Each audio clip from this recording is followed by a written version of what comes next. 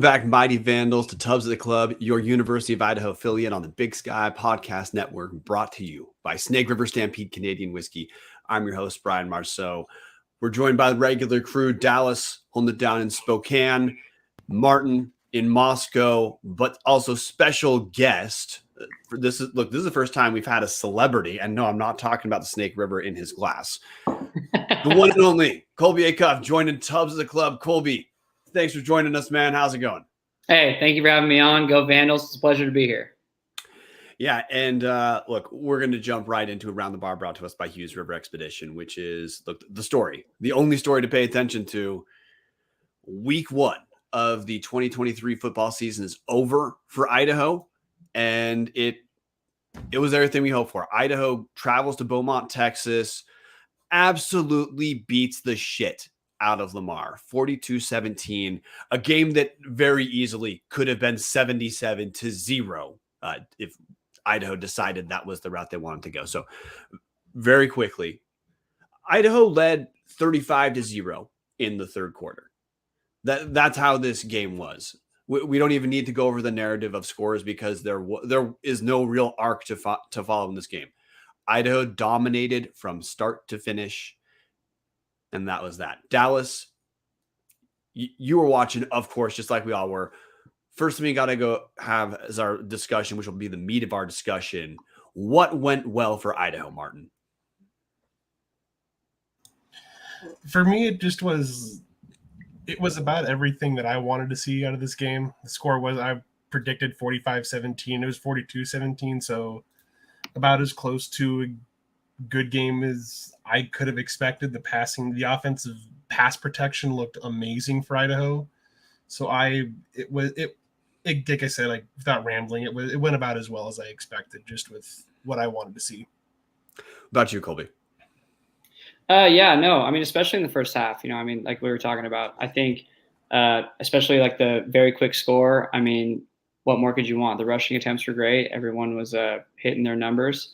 I feel like there was, I don't know. I felt like there was some out routes that could have gone a little bit better, but I think for the most part, everything across the middle looked really good, and everything that was long was really good.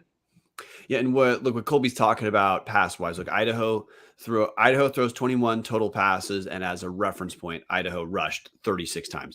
But Giovanni McCoy goes 14-19, 2 touchdowns and 1 pick. The pick was essentially meaningless relative to the scoring time of game. Hayden Hatton got in on the action. He threw a touchdown, 1-1 for 45 yards. And Jack Lane also 1-1 for 15 yards and a touchdown. So last on Monday, Dallas said if for this to be a win for Idaho, Jack Lane needs to see the field. He did see the field. So Dallas, what else went well? I mean, honestly, guys, to me, it was the fourth play of the game. McCoy with a 29-yard pass to Hatton. That was about the moment that it was just obvious that this game was going to be a blowout, and there was nothing Lamar could do. This is exactly what I wanted to see out of this team. In year 2, you're talking about a top 10 FCS squad. You go on the road to, yes, a lower team in a lower conference, but you embarrassed them like they were a D2 school. They didn't look like they played the same sport as Idaho, and to me, that was the biggest thing. Idaho, in virtually every facet, was far and away more talented, better coach, just overall better than Lamar was, and that's very promising to see. That's what you want to see in these bye games. Yeah, a couple stats to look at. Look, we already talked about Giovanni McCoy. But in the receiving room, Hayden Hatton, 6 catches for 86 yards and 2 touchdowns. Nick Romano, 1 reception for 45 yards, but he picked up the touchdown from Hayden Hatton. And then tight end Jake Cox. Tight end was a position we knew was going to emerge. He has 1 catch, 15 yards. He gets a score as well. So congratulations. I think that's Jake Cox's first career touchdown. Dallas, tell me if I'm wrong. But then on the ground, Anthony Woods leads Idaho with 138 rushing yards on 13 attempts. Now that average a little bit inflated by a 93-yard touchdown rush, but Woods got 2 touchdowns on the game. The rest of Idaho's rushing attack to get to those 36 total rushes was pretty evenly spread amongst Nick Romano, Carlos Matheny, George Robinson. I'm not really going to count Jack Lane and Giovanni McCoy rushes, but hey, they rushed too. But Idaho averaged 7.6 yards on the ground against Lamar. So realistically, Idaho could do whatever they wanted offensively. we're gonna have to nitpick pretty hard to talk about things that did not go well, but all of us hit some stuff offensively that looked pretty good. Marten, defensively, what went well? Just how much, just like they're going after it. Just I think how to say this. They just seem to be playing a little bit faster, getting off the ball. Larman was making plays, getting off the ball and disrupting, just being a disruption on that defensive line. And just their overall defensive line just getting like off the ball and making like deflecting some, like I think the first third down of the game, they deflected a pass and for a 33 and out. It just was, I thought the D line played well. Colby, defensively, what stood out for you? I'd agree with that. I mean, I think the D line played really well, but I also saw like some, for me at least, I was seeing a lot of tenacity from like the linebackers. I feel like they're, when they do actually come out with the blitz, it's pretty intense now. They're getting inside, they're applying the pressure they need, and they're turning the ball over. I mean, they're getting the ball, or they're at least putting fourth downs. They're getting a lot of punts. I think that's a huge thing for U of I, especially coming up. Dallas, are your takes similar? Yeah, similar. I was very impressed with the young linebackers. Tom Kendall mentioning that in the comments as well. Very impressed with the young backers. Bertram, Lane, Thomas all looked like they belong again. It was pretty obvious from the get-go that Lamar was just not a team that was going to compete with Idaho. But I mean, the guys have to still make the plays, and they absolutely made the plays. Secondary looked pretty good too. I thought the McCormicks were both flying around. Marcus Harris had a really nice interception. I don't think the quarterback even knew he was on that side of the field. Somehow cast an invisibility spell. It was insane.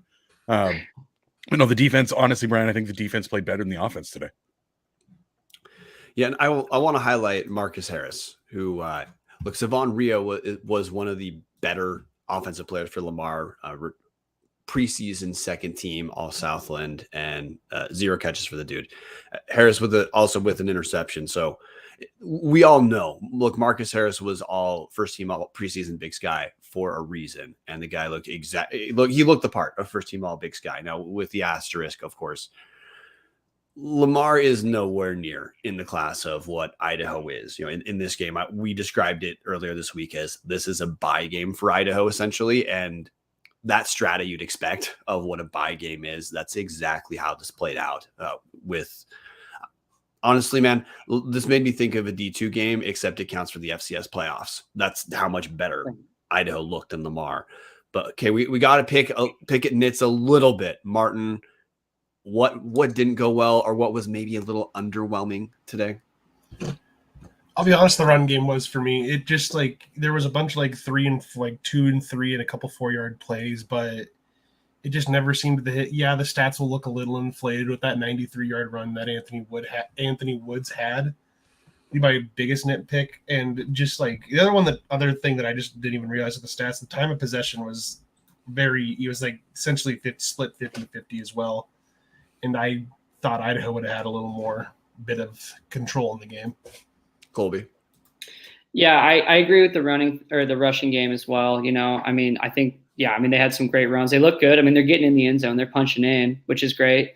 There's some other stuff, I think, at least offensively for me, got to get those out routes. I feel like everything over the middle is good. Everything on a fly is good. Some of the out routes, though, there's a little bit not leading enough, or, throwing to an out route that's not open, off the hip. And against Lamar, you can get away with it. But I think, going into, playing Montana State, start getting deeper into the schedule, I feel like that's something you got to get clean. And hey, Dallas, Colby said it correct to me, the correct way to understand, hey, what did not go well? Because obviously you win 42-17. We're not literally complaining about anything from that game. But totally. the comparison point is, okay, this works against Lamar. What about Sac State? What about Montana State? With that as your reference point, Dallas, what did not go as well? Yeah, I got to be honest, guys. I'm a little concerned about the offensive line after week one. Again, it's week one. Those are going to be the guys that are most affected by the heat. That's not a fat joke. That's just they're the biggest dudes out there. They're going to be the ones most affected by the heat and the humidity. Offensive line was not particularly outstanding today.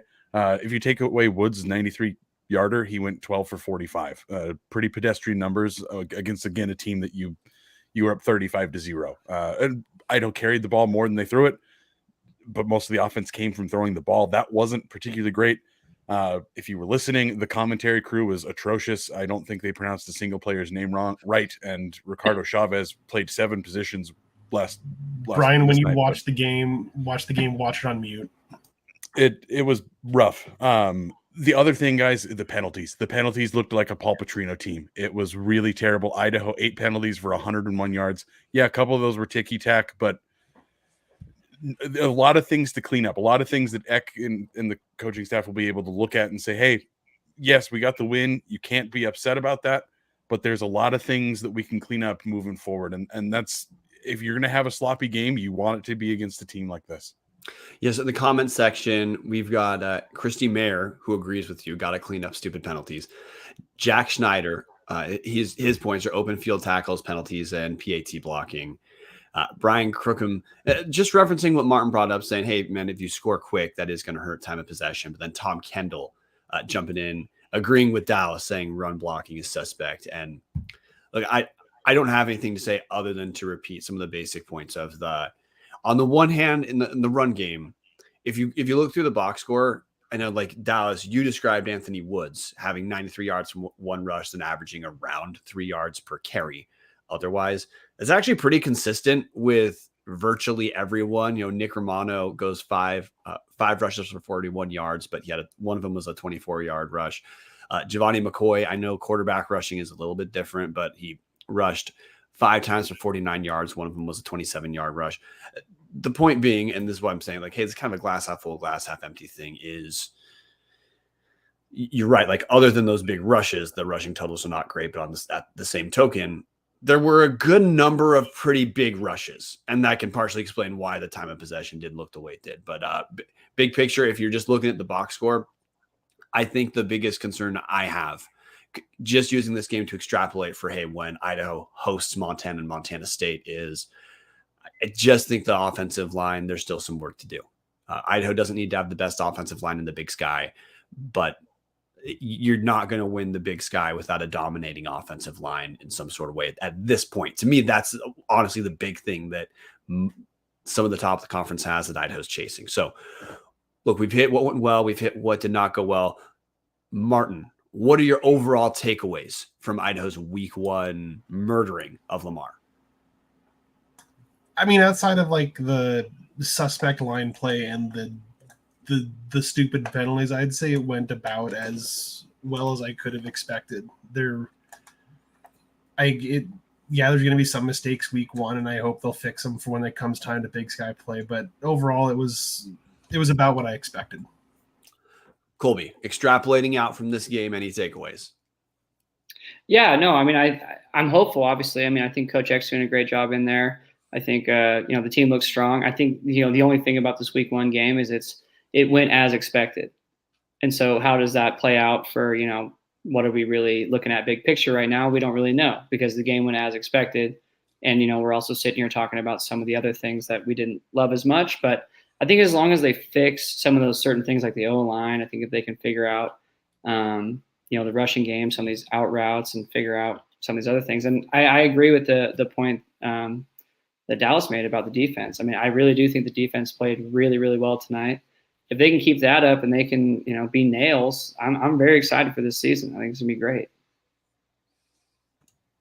Yeah, I think honestly, there's not obviously a ton you can learn about a game like this because again, you go in expecting to win this game, but what we saw is Giovanni McCoy looked very good. Yeah, there's a couple throws he's going to want back. 14 and 19, very good completion percentage, but the interception probably one that you want to take the sack on, scramble, get a couple yards, kneel, just kind of forced a bad throw as he was under pressure. The line didn't do him any favors on that play.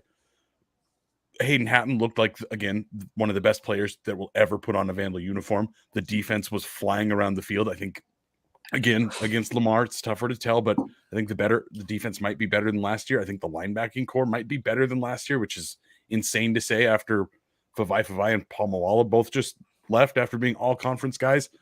There's a lot of good things to still take away from this. The things that we expected about this team are still there. And I think at the end of the day, what we saw is the number 8 team in the country went in and absolutely beat the pants off of a team they were supposed to beat. And realistically, this is still a team that's going to have a shot in every single game they play, no matter who the opponent is. So when Montana State comes in a couple months, I don't have a whole lot. I mean, there's fear. Obviously, they're one of the best teams in the country, but Idaho is definitely good enough to have a real shot at winning that game. 100%. So my broad takeaways of no disagreement with the points about there's only so much you can take away from the Lamar game, but hey, first question for Idaho is how do they look coming with expectations, which was not the case last season, and look, minus the penalties. Idaho, they don't look like they missed a beat at all from the team in out of conference last season, where Idaho did pretty damn well, came out with great intensity, whether it was Washington State or Drake. Well, hey, Idaho started this year. Looks like expectations don't really matter in terms of the character of this team showing up and playing. And look, Idaho's up 35-0. And then obviously Jason pumped the brakes in terms of the rushing a ton. I mean, Jack Lane threw one total pass. So that's my first takeaway is, hey, was there going to be any rust? And it's pretty minimal. Obviously playing with expectations this year and having a target on your back instead of, hunting someone else's target looks like it's not a big deal for Idaho. And I guess that the defensive thing you brought up, Dallas, is look, that's really one of the big concerns we'd had is linebacking, completely new linebacking crew, lost 2 all Big Sky level guys, a ton of freshmen who are going to play. And if you're saying you felt good about the energy, you felt good about the production, that's a win for me. And actually, hey, I do want to ask you specifically, Dallas. So 3 freshman linebackers. We know Dylan Lane started, Jackson Eck backup, X-Ray Alexander backup. Narrowly, how did the freshmen look? Man, I gotta say, Jackson Eck is going to be a dude. It's the anti-glove situation here. I would not be shocked if that kid is starting by the end of the year. He is the real deal. I am honestly surprised he's playing in the FCS. I know that Dad's an FCS coach. He's obviously playing here with Dad, had other top FCS offers. The energy that he was flying around with, especially being a coach's kid, he's going to be in the right position. He's going to be getting other guys in the right position. Really, really, really excited to see what he's going to do in his career here. So we have to get to our MVP picks for the game. But before we get to the MVP picks, Dallas, we have a certain River MVP that we need to hear more about.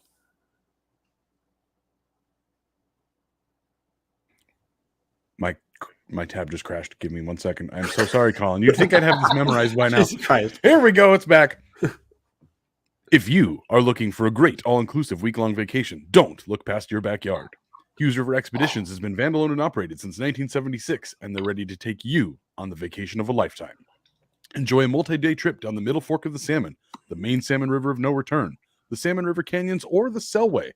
You can even check out special trips like one to see the Perseid meteor shower.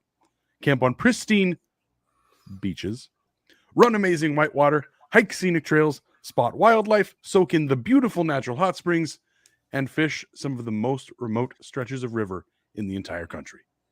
Just bring your clothes and let HRE handle the rest. Grab a paddle, catch dinner, and ride the bull all throughout the Gem State. Call them now at 800-262-1882. Again, that's 800-262-1882. Or check them out at hughesriver.com. So 2 things I have to hit on in the comments section. First off, we've got Jason Mayer with the take. Martin, I know you talked about this, but just the way Jason phrased it was maybe the highlight of the week for me. Jason Mayer, Ricardo Chavez was unavailable today, despite the announcers crediting every kick to him. I was under the impression they credited a little bit more to Chavez than just kicks. Every kick, every punt, every kickoff. And it was a lot. Yeah. And the other is, hey, this is Tom Kendall. And this, I think sums up a lot of Vandals today, which is Tom Kendall says, amazing. I'm nitpicking some errors. If this was a Paul Petrino coach game, I would be ecstatic. So my expectations have increased under Eck in a good way. And yeah, look, I feel like the tone of Vandal fans right now is excited, but reasonable.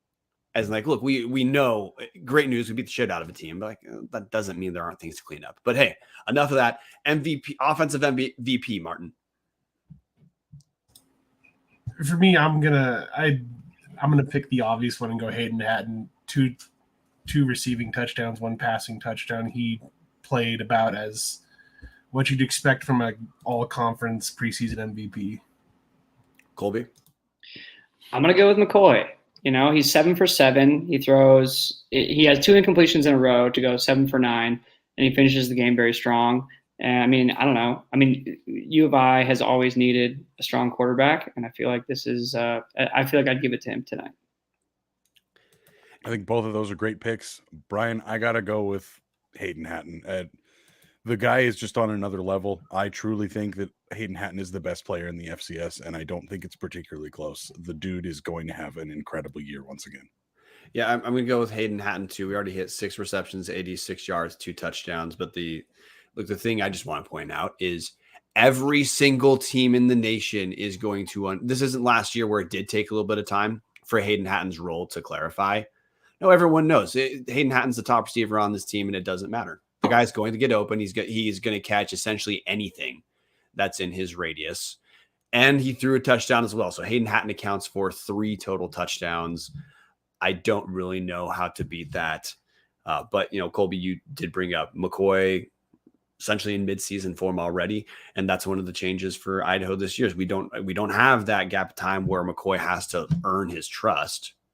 He's right away. We know that McCoy is going to have the chance to win games for Idaho. Defensive MVP, Marten. I can't think of one person. It just was, to me, like I'll give the whole first team MVP just because of how they played well the first half. Colby. Yeah, I mean, I have to agree. I mean, I would say for me, once again, I'm gonna go back to linebackers. I mean, the linebackers, whether, they're the young guy. I mean, they're mostly all young right now, but very impressed. I was very nervous about U of I's defense more than anything. I knew that, U of I is an offensive team, I feel like, especially under Eck, and very nervous about the defense, but I was so pleasantly surprised with the defense tonight. I mean, they played very well, especially with the linebackers. So, jumping into the comment section, Taylor Cash saying Marcus Harris, Jason Mayer saying Marcus Harris, Mark McEnany, Mark, I'm so sorry if I messed your name up. Drop your pronunciation of that in the comments. I'm sorry. Saying the whole linebackers group. Honestly, guys, this is one that's tough to pick because I thought every group played particularly well. I'm going to go with the easy answer with Marcus Harris. Again, the top receiver for Lamar had 134-yard reception and then 20 yards, 19 yards, 17 yards. Like the whole secondary just completely shut down their receiving core. But Marcus Harris grabbing that interception, it was just, yep, this is over. This is absolutely over. Marcus Harris showed he was, again, one of the best players in the conference. Marcus Harris for me. Sometimes I want to make a pick of a different player just to make things interesting. But look, similarly, like you said with Hayden Hatton. No, dude, again, Marcus Harris. It's going to be hard for Marcus Harris to put up some eye-popping stats, I believe, throughout the season because for the most part, people are just not going to throw at him. But he still gets the interception, still gets a pass breakup. I mean, I don't have anything else to add. Marcus Harris kicks ass. I'm ecstatic that he's a Vandal. So with that, guys, we've essentially hit the end of the football part of the episode. In a second, we're going to just talk to Colby. But before we get to asking Colby questions about himself, Colby, in a second, we have what's called the reversal for any first-time guest, which is with minimal notice. You have to ask us a question for us to answer. You can think about your question while I get to the Snake River ad read, which I have to hit the comment section for the Snake River ad read, which is we had 2 things. One, we had Brian Crookham, who I love it, saying, I'm a patron and a Snake River Stampede director. Don't screw up the SRS ad read. And then after that, we got Nick Weber saying, there's an SRS read. I thought it was just Brian professing his undying adoration for Snake River Stampede. And you know what? Hey, Nick, you're right. Brian, it's really hard for me to screw up the Snake River ad read because I just talk about Snake River. It's a whiskey that I buy exclusively by the handle. Yes, the 5ths are very well priced. It's a good whiskey, but why buy a 5th when you need the handle? So Snake River, look, we've talked before. It's got the double barrel It's aged in two separate types of barrels. First, it's aged in first fill bourbon barrels for 4 years, then an extra 6 months in Oloroso sherry casks. But another part that makes snake whiskey a little bit different in terms of a lot of what the Canadian whiskeys, especially you can get in Idaho liquor stores, is it's a 3-grain whiskey, 80% corn, 10% malted barley, 10% rye. You mix the double barrel finish with the extra flavoring grains, and what you have is just a kick-ass Canadian whiskey. So get yourself some Snake River Stampede for the first home game for sure. That's what I'm going to have for tailgating. But you can always buy some beforehand. You know you want it. Hey, Colby, you've got a glass. Last I saw, there we go, man. Snake River Stampede, the official whiskey of Tubbs at the Club, and as far as I'm concerned, unofficially University of Idaho. And now it is your Colby, the reversal. Your time to ask us questions. It can be any question, football related, Idaho athletics related, something else related. We could just talk about whiskey, you and me, for a while. No, I mean, I got it. So do I ask a blanket question and everyone answers it individually? Kind of. The wheel, you truly have the wheel. That's scary. Well, we saw you drinking, so that's why we want to make sure you have the wheel. Fair enough. That's fair. That's very poetic of you. I understand. I would say, I guess, all right, so what is your all-time favorite memory as a Vandal?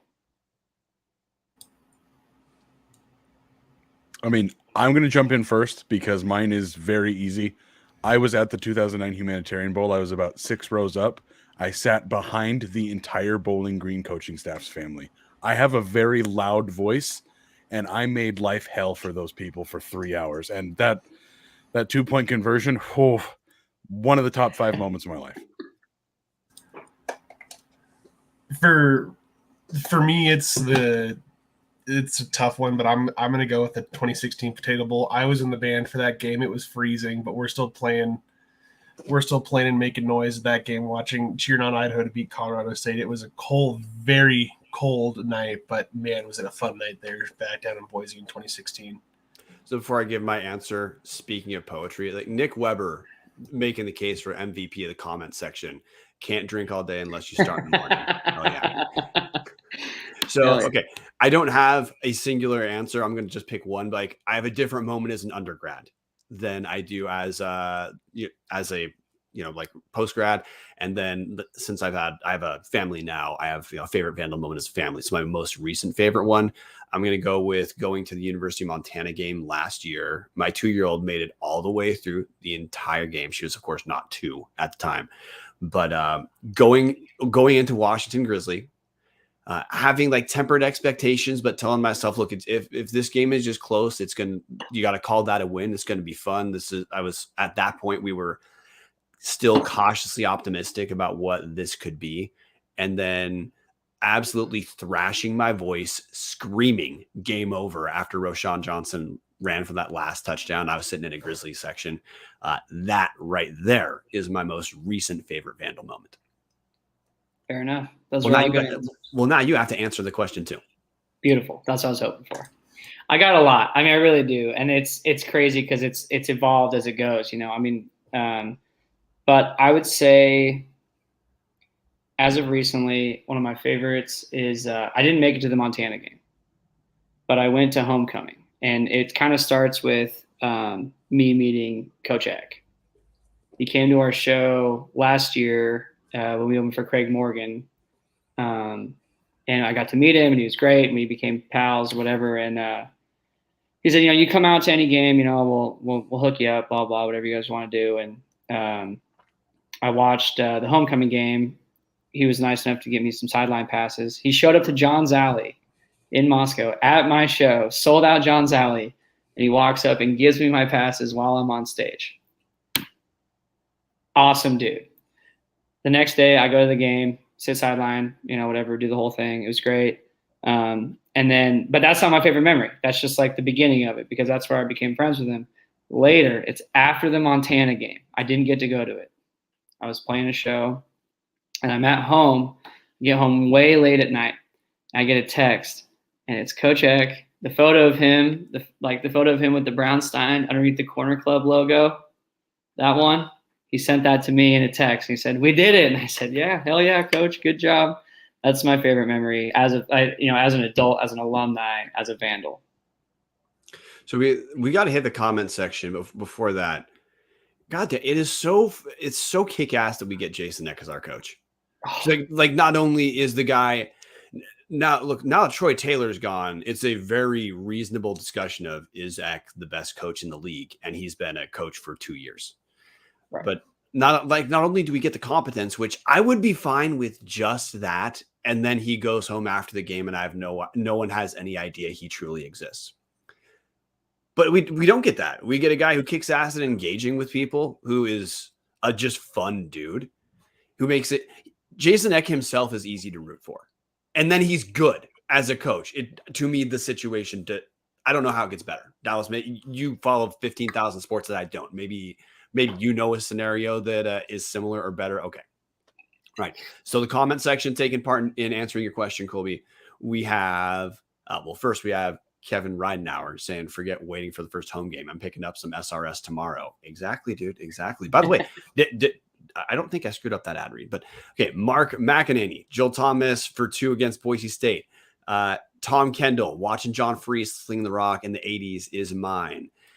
Jason Mayer, I'm guaranteeing I'm going to butcher this pronunciation. Mao Tosi planting the WSU QB. Do you have Dallas? Do you have a correction on the pronunciation there? No, I could butcher it harder if you wanted. Okay. Jason FTW, that moment was awesome. And then Brian, good Lord, the comment section slipping on me. Brian Crookham, his moment was Enderley to Preston Davis for 2. That's the Bowling Green game. So yeah. Anyway, ton of Vandal moments. So we're gonna shift now. Since Colby's joining us, we want Colby to catch us up on. It's not a secret. Colby's his music career has been taken off. So we're going to shift talking about football for a little bit, and we're just going to talk with Colby. So to get everyone caught up, Colby, you are, of course, the most famous University of Idaho country musician, at least as of today. You are. I don't know about that. But. Yeah. So, okay, real quick to get when you started as a musician. Like, you graduate from Coeur d'Alene High School in it's like 2012. Well, actually, I went to Lake City. My bad, Lake City. Forgive me for that accusation. No, everyone thinks I went to Coeur d'Alene High School. It's fair assumption, but yeah, definitely Lake City kid. Okay, graduate from Lake City. You go to University of Idaho.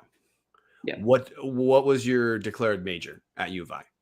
Actually, I graduated and I started and graduated with an economics degree. Didn't do music. I'd done music my entire life, and I got to college and I didn't tell anybody I played. I've been playing in bands, playing in bars in Coeur d'Alene since I was 12. And I got to U of I and I was like, I'm not going to tell anybody I play music. I'm going to go straight into the economics program, and just because I wanted to see if there's anything else. It's like the only thing I knew how to do. And I, laid sod and done landscaping and I did construction and stuff like that. But that was like really all I knew how to do very well, and so I just wanted to see if there's anything else out there. Okay. So you graduate, what year did you graduate? 2019 from U of I. Yes. 2019. Okay. And you graduated from Lake City 2015?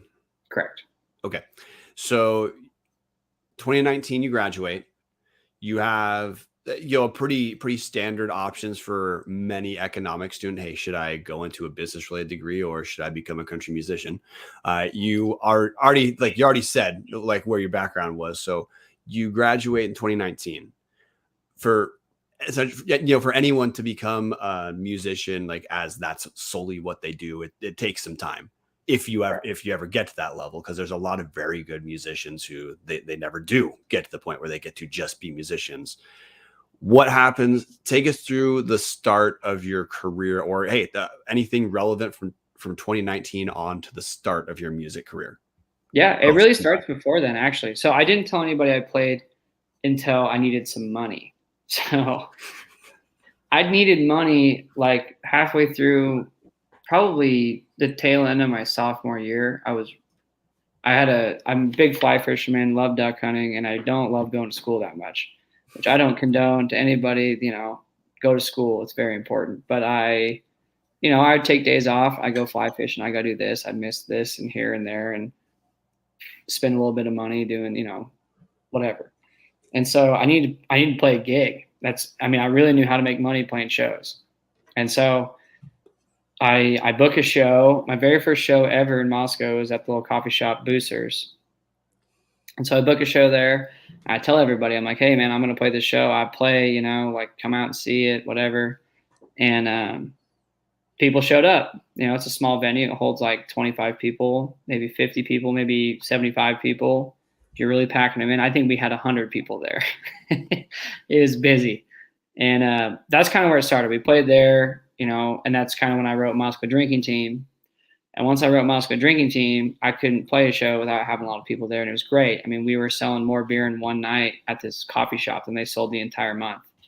I mean, it was great. And that's kind of where it started. And then after 2019, I got a couple different job offers with my degree. I got a job offer to be a stockbroker. At the time I had my real estate license. I was thinking about doing that.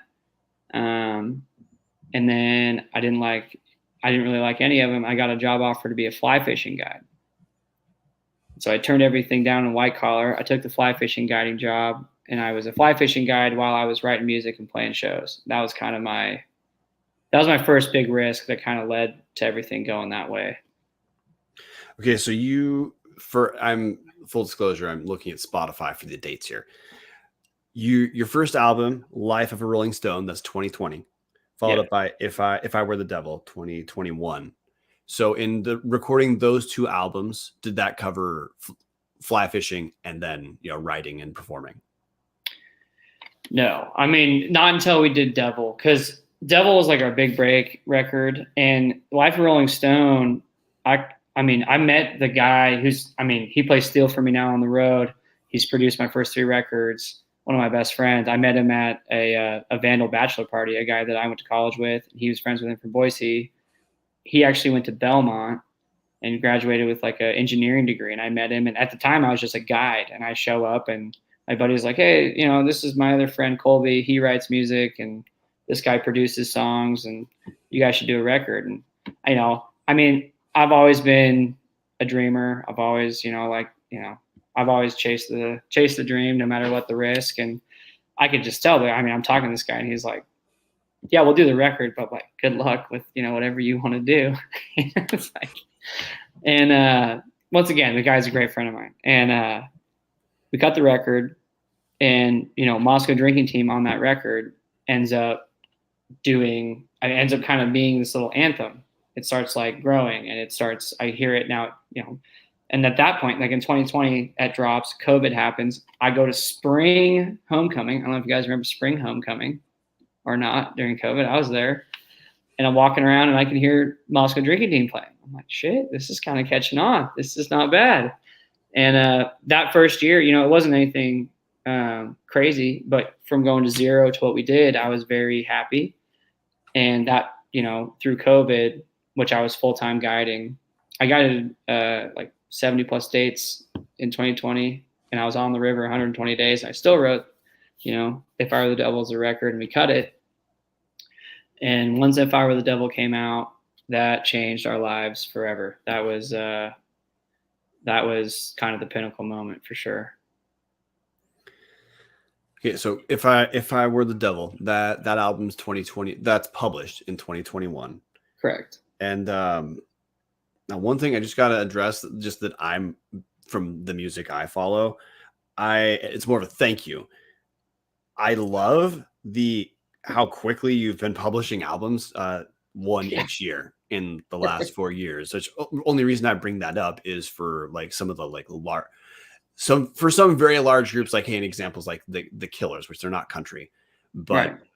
They release an album like once every 3 or 4 years or something like that. It's not regular like that. I've actually been stoked over the last year on Spotify. I mean, like, oh shit, there's another Colby Acuff album out. Good Lord. Okay. So you have 2 other albums post If I Were the Devil. There's Honky Tonk Heaven in 2022. And then most recently Western White Pines, which Western White Pines hasn't been out very long, correct? Since June. Okay. Yeah. Just a couple months. Yeah, okay. So you said, hey, when you recorded If I Were the Devil, that song was kind of a turning, or that song itself became kind of a turning point for you guys in terms of the career kind of taking off. So can you catch us up on the last couple years? Like everyone knows you're trending up, but what's that been like from 20, post COVID, let's say, the trend upward 2022, 2023? Yeah, I mean, so yeah, we do If I Were the Devil, and I remember when we cut If I Were the Devil, like we get done with the entire record as far as like we're cutting it, and we get done and we sit down on the couch, and I'm like, all right, play it from start to finish, no stops. Like, let's just listen to it. And we listen to it. I think If I Were the Devil's 10 songs. I believe it is. And we get done, and I'm ecstatic. I'm like, dude, this album's fucking sick. I love this record. This is going to be great. And I look at my buddy who had like ran a lot of like my advertising and marketing. And I look at him and I go, man, if this record can do 1 million streams in the first 3 years, we really made something. And that record did 1 million streams in the first month. And so that's when I really knew we had something. So then going forward, that summer's crazy. We're starting to catch traction. We're starting to get national attention. It's starting to move our way. And so I'm kind of thinking like, oh, well, maybe we'll get something, maybe we'll get a call, no call. So it's once again, you have to realize that the music industry is a little different because. Can I pause real quick?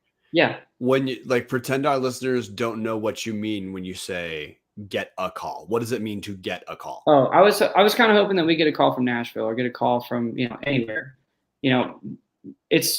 I've always said this. It's like being an independent artist is an amazing deal. And it's been painted as of recently, like in the last 2 years, like everyone's super into independent artists as a like subculture.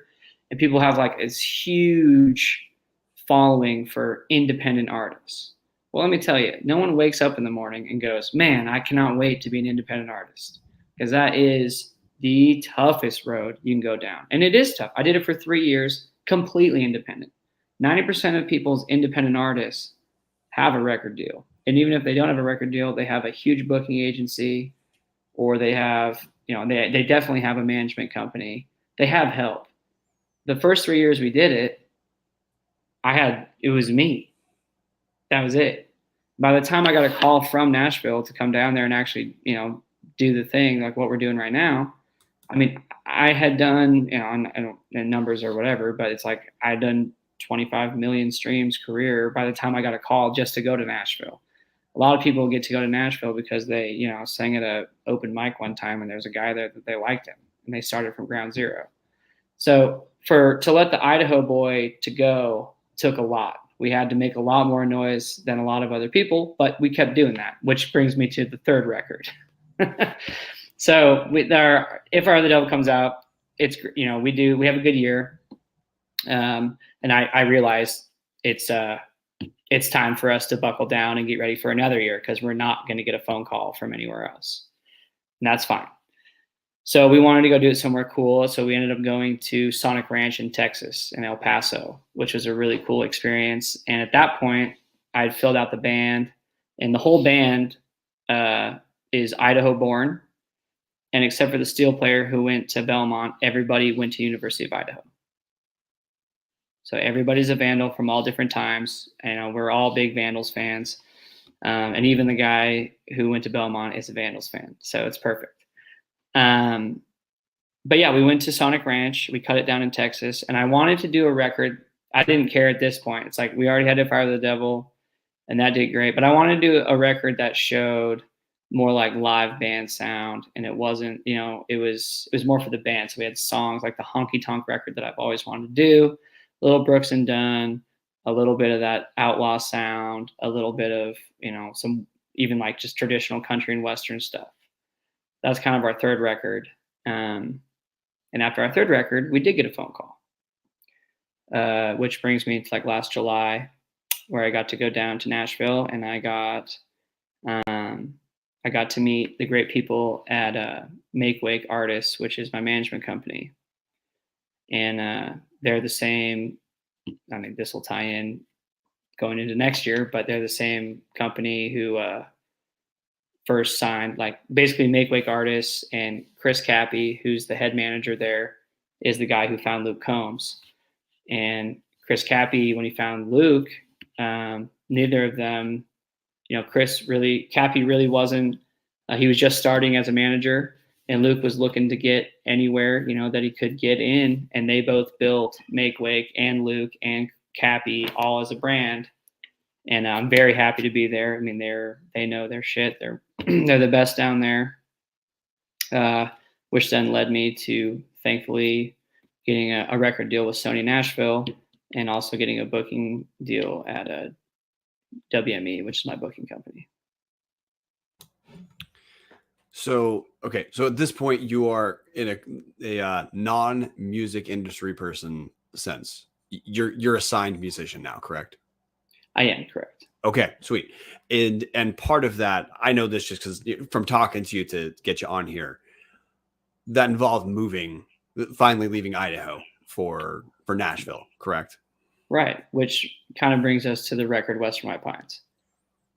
Yeah, which is a kick-ass record, guys. If you haven't listened to it, listen to it now. Well, listen to it like 10 minutes. And I feel like, that record is one of those records, kind of one of my sayings is it's really hard. I try not to ever attach myself to my music, because I think you want to be attached to it in the moment. Like when you write the song, you want to be there for it, and you want to support it, you want to nurture it. But then by the time when you record it, once you release it, it's not yours anymore.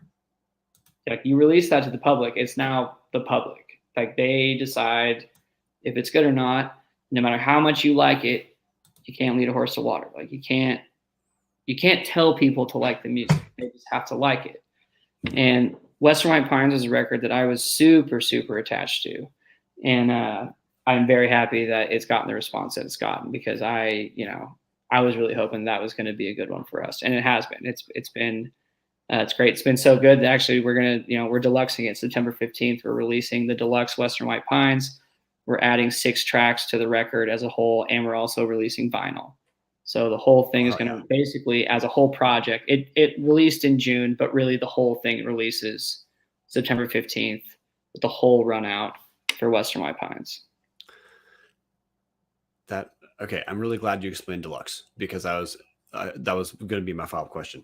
So I do have to ask though, because look, this is a thing that at least was pretty big on Vandal social media, Vandal Twitter, playing at the Grand Ole Opry. Yeah. Now I know at 2 levels. It's a historic kick-ass arena. The fact of doing it itself is a big deal, but also the fact that you get into a point that you're a person who's going to be booked for that is a pretty damn big deal as well. So look, you can talk about what the Opry was like, or like what it has meant for you to have actually done the show, and how that matters from here on. Whatever route you want to take, just make sure to talk about the Opry. Well, I'll tell you this. It's crazy because growing up, I'm a 5th generation Idahoan, born and raised. And I'm a 4th generation from Coeur d'Alene. Getting from Coeur d'Alene to the Grand Ole Opry, there's not much more distance you could put, honestly. And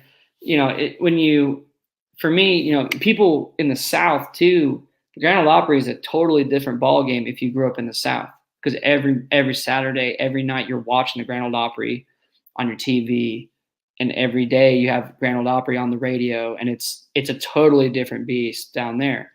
So for me, for them to allow me to get on the Grand Ole Opry stage as a guy from Idaho is such an honor, And the other thing about that I thought was so cool was it didn't mean the same, and this is just honest, it did not mean the same to me as it did to somebody from Georgia or from Tennessee or from Nashville. But when I got there, and the way that they treated me, and the way that it was, and the way it went down, and just the build up before, like when we got the offer, I had a better chance of playing on Mars than I did. That's my direct quote when I got the offer. It's like, I can't believe they're going to let me on. I thought I was going to, I'd play on Mars before I play the Grand Ole Opry. So it's truly a life-changing experience, and the Opry is amazing. They had, Jamie Johnson came in before I played and was, hey man, just make it your own, do your own thing. Like, you're doing the great thing here. He's a great guy. They just run a really great operation down there. Okay, Dallas, I of course have more questions. You've been on the shelf for a little bit. You want to jump in? Yeah, I would love to.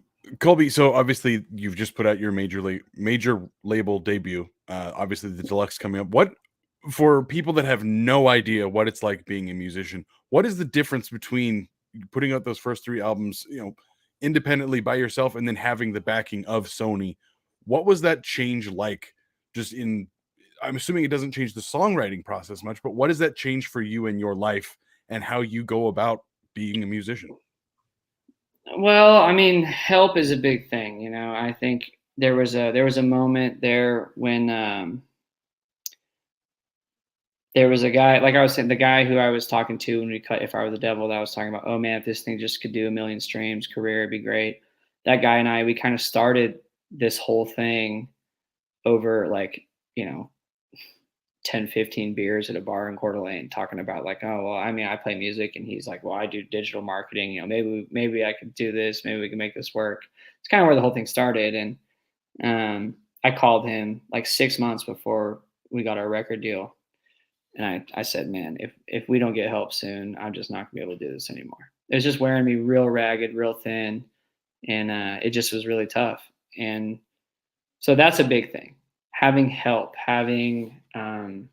just having the backing,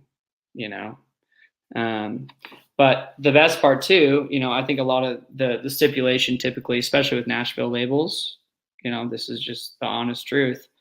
The typical thing is, they're going to change you. They're going to get involved. They're going to make you who they want you to be. But that has not been the case at Sony.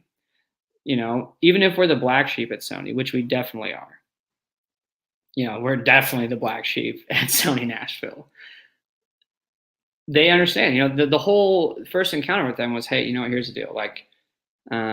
We need to learn just as much about how you do things, because you're going to be way different than our other acts, and we need to learn with you on that. So the very first thing was when we did Western White Pines, I'm like, we're not doing. So typically they do demos where they'll pay for you to go and make the song as close to what you would hear as the final product. And then you go, okay, well, that's a good song, so we'll do it. But that's not how I do it. So what we do is I record it on my phone, and then we have, just phone recordings of songs. Because I tell you what, if the song is not good, listening to it on your phone, it's not a good song. If you don't like it with just a vocal and a guitar out of an iPhone speaker, the song is not good. So if you like that, then we're going to cut it. That's how we did it. So we had all of Western White Pines on my phone, which we started with 30 songs. We cut 16. That's pretty classic. And they didn't, I asked them, hey, listen, here's the deal. I'm going to take my band from Idaho. We're going to this studio with the producer that I picked. We're going to record these songs, and I don't want anyone there but us. And they're like, okay. And that's what we did. They have not been, they've helped me when I needed help, and they haven't been intrusive when I don't want them there. They've been a pleasure to work with, especially from someone who was fully independent to now fully backed. It would have been so much I would not have signed anything if I thought that anyone could change what we were doing. And they were completely, great with not changing anything. That's why they signed me. So I feel good about that. Obviously it's worked out. This leads right into the next question. How was it playing the ICCU arena? You're going from bars in Coeur d'Alene to now big time shows at the ICCU arena. What was that like? Yeah. First arena show, it was great. It's always good to come back to Moscow. I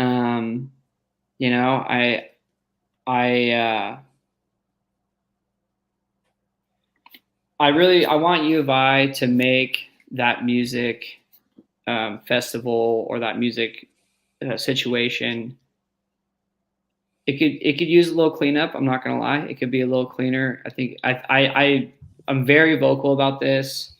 I don't think you should ever throw an event at University of Idaho that the students have to pay for. So besides that, though, it was great.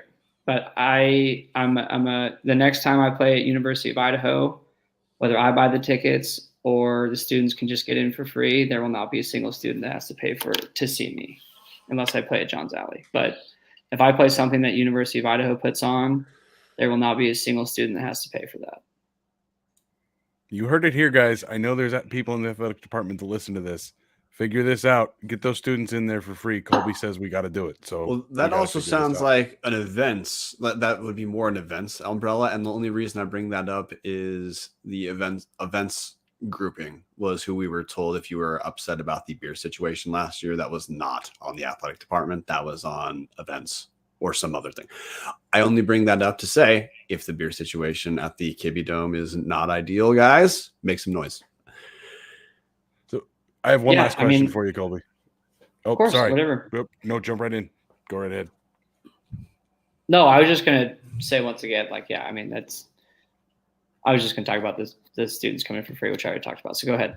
Fair enough. So anybody can jump on colbyacuff.com, check out your tour dates. You've got a whole bunch booked through September, October, November. You've got a spring tour lined up. You've got shows in next summer already. You're playing at FedEx Field with Luke Combs. What are you most looking forward to out of all the things you've got booked over the next year? What's the one thing that you yourself cannot wait for? I got a few. I mean, obviously, I cannot express the amount of gratitude I have for Luke. He's bringing us on for 13 stadium shows next year from April to August. I mean, that is an insanity. I couldn't believe that we got that. And I never asked for a single show from him or, he picked us, which was an unbelievable turn of events for us. But that being said, there's a couple other dates that we have that I cannot quite say because they haven't announced, but they will be in Idaho. They will not be in Moscow yet. We haven't gotten that one solidified, but they will be in Idaho. We're playing some stuff next year that I'm very, very excited for. A couple festivals, and of course the Luke Combs dates. I mean, it's pretty out of control. Been a crazy year. So I have an editorial decision that I think we need to hit on, and this is in honor of the football coach you referenced earlier, Jason Eck. I think it's appropriate to throw a few dumb questions Colby's way. Beautiful. And one of the dumb questions to me is not a dumb question. It is a question I could easily talk for an hour on. Aside from Snake River Stampede Canadian whiskey, and aside from their 1915 small batch, which is kind of like the higher end of Snake River. So let's say you're not allowed to pick those two. Give me 3 to 5, or you do more, but I'm just making it smaller. 3 to 5 whiskeys that you cannot live without. Oh, God. Well, I'm going to start off by saying, for the most part, I am basically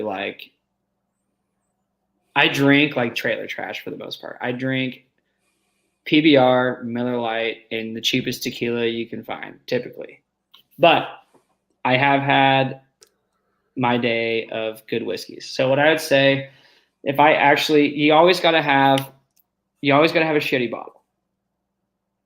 For my shitty bottle, I will go with Jim Beam. Jim Beam white label. Yeah.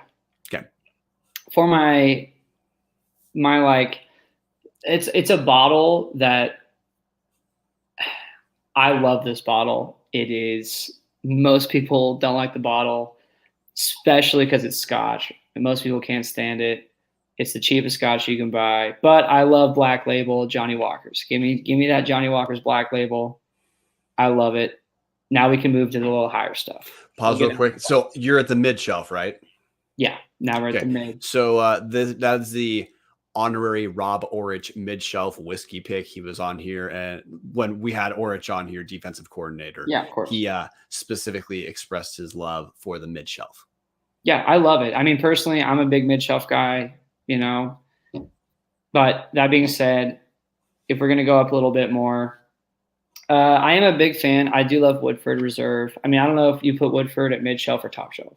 It's kind of in between because if you're not getting the double oaked, your price is your price should be in Idaho sub 40. If you're in Washington, it's $17,000 because of the syntax. Yeah, like true. in Idaho, like Woodford Reserve, like their standard or like their wheat, that's like higher end mid shelf, but it's you're under 40. We still haven't gotten to the top though. Let's say $40 is the end of mid shelf. I agree with that. Yeah. So then that kind of puts us near like, then I would probably go maybe like Blanton's, but there is one bottle, and I'm really sorry I forget the name. It's like, what is it? Red Robin or Red Sparrow. Is it Red Sparrow? Is it Irish whiskey? Yes. I think that's Redbreast. Redbreast, yes. That's the bottle. I did just buy a bottle of that not too long ago. I was down in Boise staying with my roommate from U of I. I wanted to give him a nice gift. So I went to that and we drank the entire bottle. It was great. Okay. And sources say Redbreast is the Irish whiskey we're talking about. Okay. So more whiskey talk because you're on here. I have a captive audience. I'm going to.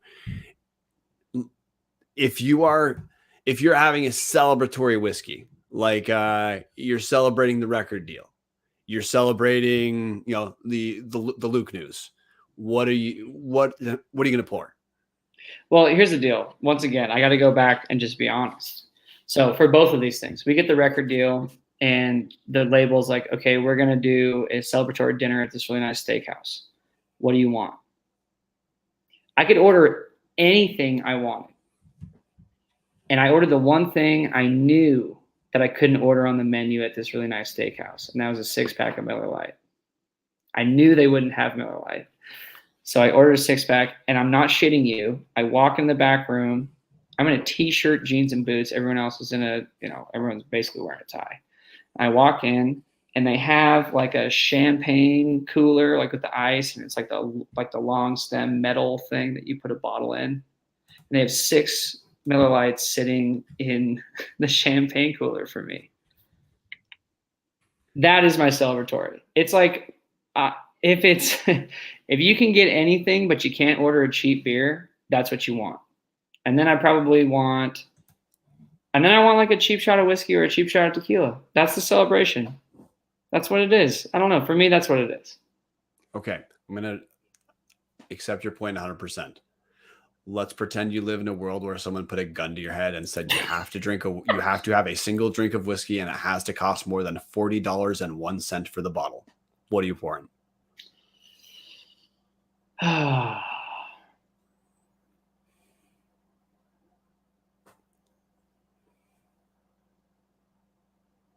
would probably get either that bottle of Redbreast. I really did like that one. Or I'd probably I might get a bottle of Blue Label. Okay. Johnny Walker Blue Label, for those who are not sure. Okay. Dallas, feel free to jump in with dumb questions. I have a non-whiskey dumb question. It's not exactly a dumb question. It's just a different take. We talked about some of the best venues you played at. Shittiest venue you ever played at. Oh, boy. And this could be like the venue itself or the experience. Yeah, that is, and that's a great point. It's a great point because it's not, people are like, what's your favorite show? What's your favorite venue? It's not about that. It's about the people. I could go play my favorite venue of all time and sell 3 tickets and have a terrible time. A venue that I've been looking forward to for a long time, or we sell it out and it's a bad crowd, or, whatever it is. It's all about the experience, or like the people that work there. The staff could be shitty. You never know. You never know. But some of my favorite gigs, for sure, it was let me think here. We played the Broadberry 49 Winchester this year in Virginia. That was really, really fun. It was like our very first kind of like bigger sold out club. I think it was like a 750 or 1,000 cap room.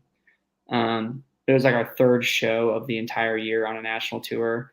And when we walked out, everyone knew our songs. And in Richmond, Virginia, coming from Idaho, 3rd show. I mean, you couldn't ask for more of a high. My other favorite shows, we played in Atlanta with Lainey Wilson this year. And I was really nervous about that as well because we hadn't really played that much in Atlanta. And I was worried because, I mean, a lot of our audience is male, honestly, and a lot of Lainey's is female. And I didn't really know how that was gonna go. Same thing, turned out great. But as far as like headlining shows of our own, I would say my favorite shows this year, there was a show another time we played in Richmond, played this place called Camel. We sold out, and it was never ending screaming. It was amazing. And probably Portland was another one that we played. But as far as shittiest venues that we've played, I mean, I can't name the venues. There's no way I'm going to do that.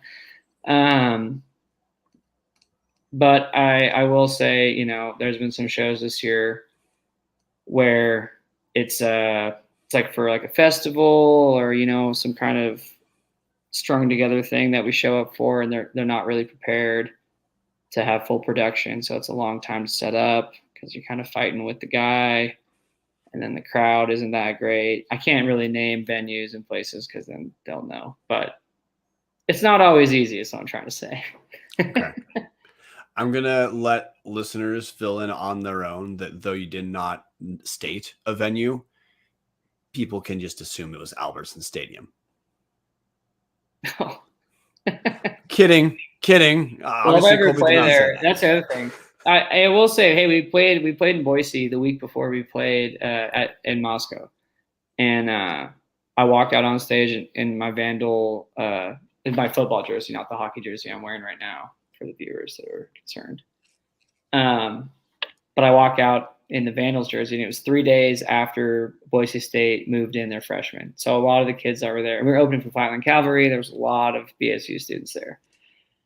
And there's a ton of Vandals there, though, as well. And so it was awesome. Like, you can hear it. We recorded the show, and you can hear it. It's like, you know, Vandals, and half the crowd is cheering and half the crowd is booing. But then you go straight into a chorus, and then everyone sings along. Man, it was pretty epic. That was one of my favorite shows as well, actually. I'm going to put that Boise Knitting Factory show on there. So I have a dumb question. It is kind of two-pronged. What is your favorite album that you have created? And then what is your favorite album that you had no involvement with, of all the music that's ever been written? Oh, boy. The second one's going to be difficult, but the first one's not easy. I would say my favorite experience recording a record, it's either If I Were the Devil or it's Western White Pines. But I think I'm going to say Western White Pines just because that whole record is just about, it's like I had to go away to realize where I was from and what it's about. And like that whole record is just such a great personification of who I am, how I was raised, where I'm from. Just everything for me hits right on the head. And I lost 12 pounds recording that record.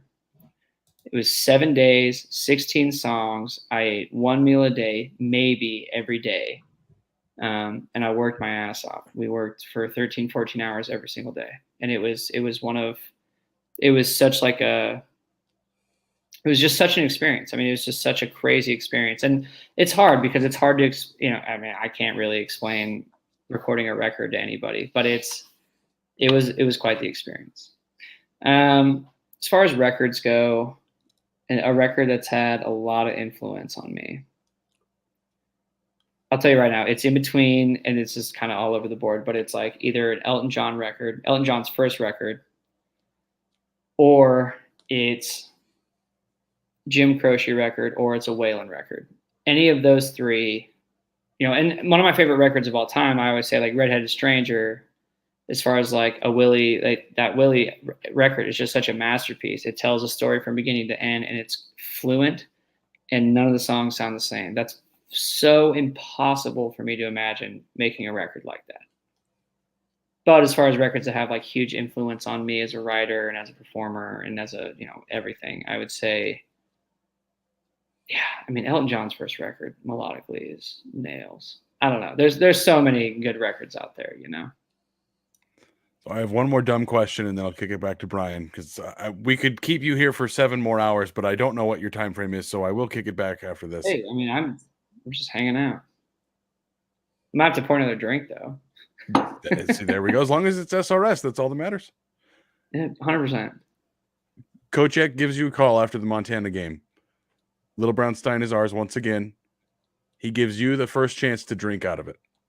What do you pour in the Little Brown Stein? Well, I mean, I think if it's a Little Brown Stein, I got to go with my college classic. And I got to go to the Corner Club. And I got to get Keystone Light out of the draft in the Little Brown Stein. I think that would feel the most, for me, that would feel complete for me.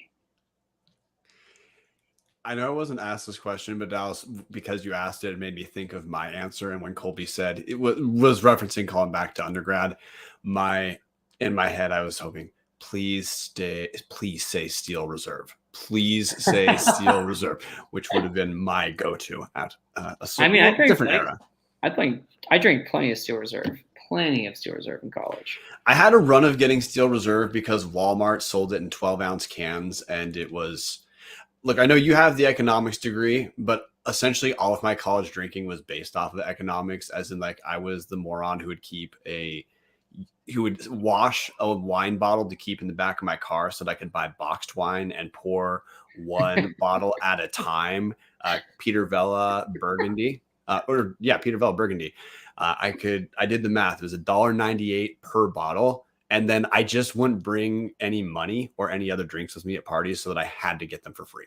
And it just. Dude, that's great. That's great. Yeah. Sure.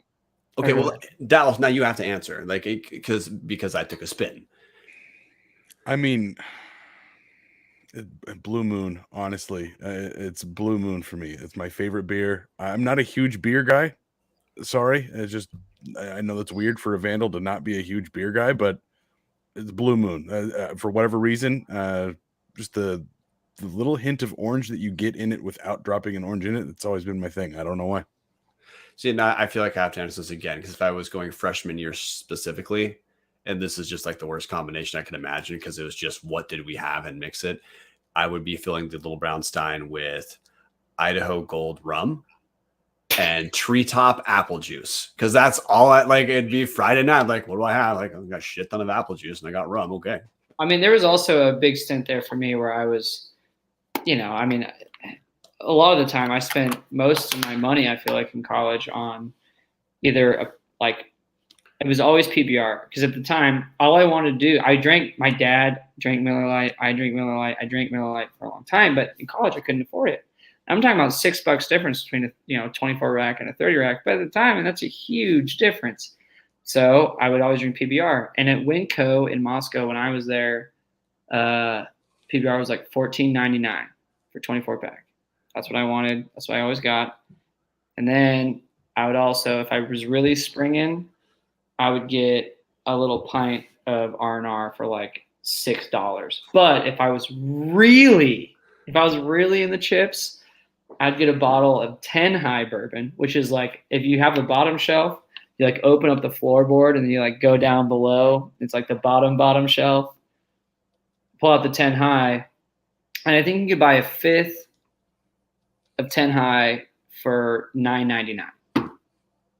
And that'd be like my big victory drink in college. I said that's the Idaho Silver, Idaho Gold prices. When I was an undergrad, yeah. Idaho Gold was $15 for a half gallon. Yeah. And I just could never, I remember Idaho Gold and Idaho Silver floating around for sure. That shit, that's turpentine, man. Correct. That'll peel paint off a car. Okay. Pretty quick, I'm going to have to call it a night because I've been rolling since about 5 o'clock today. But not exactly a dumb question, but of venues you've done in the Northwest, do you have? And we know you're not going to shit on a venue. We're not asking you that. Do you have any favorite Northwest venues that you've got to go to multiple times? Yeah, man, I gotta say, like, there are some that multiple times, maybe not, but we played like in Tacoma, which is always fun. And I will say, like, anywhere in Moscow for me, John's Alley. I mean, unfortunately, like I would love to play Boosters again, but I got to play somewhere a little bit bigger. But Boosters, John's Alley, and even like I would love to play the turf again. I would love a headlining show on the turf, and I hope there are some Vandal event people listening, because I would love to have my own show on the turf. I think it would be such a great night. And I love playing in the ICC arena as well, but there is something about August in Moscow. They just, like, the kids just get there. You're outside, you're on the turf. It's hot. It's like, I don't know. There's something to be said about that. But yeah, I mean, playing in the Northwest, no matter the venue, is always great for us. So with that, we're ready to call it a night. Just do have to let you know, Colby, we used to, for a while, use some of your music as our intro, outro music.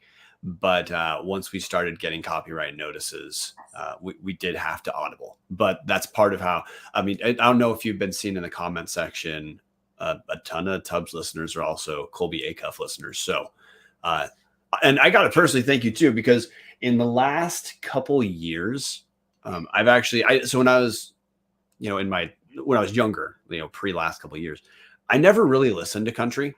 I listened to hip hop and rock, and then from that evolved into like blues rock. But recently, first I got into country the last couple of years listening to your stuff, which then pushed me into, I don't know if you'd call it alternative country, but it's stuff like guys like Ryan Bingham, Shane Smith, and the Saints. Yeah. Some like real, like, that's like what country is. I feel like it's, for me, there's a lot of country out there right now, and it's very, very broad. But it's funny to me that the people who are like singing to me what is like the most country stuff, it has to have a different name. Yeah. So please just call it country, and then you can make up a name for the shit that's on the radio. Okay. So in the last year and a half, I've started listening to a lot of country, not shit on the radio.